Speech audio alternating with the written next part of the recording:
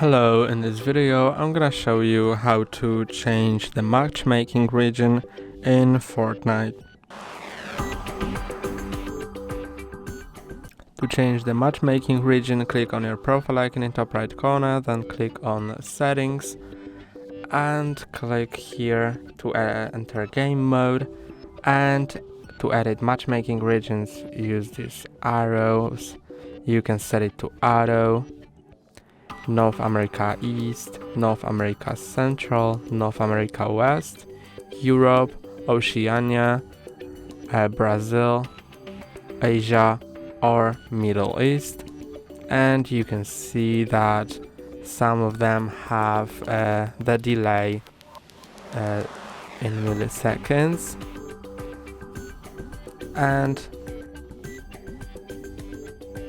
when you're done, click on apply, then click here to exit settings, and that's all for today. Don't forget to like and subscribe. See you next time.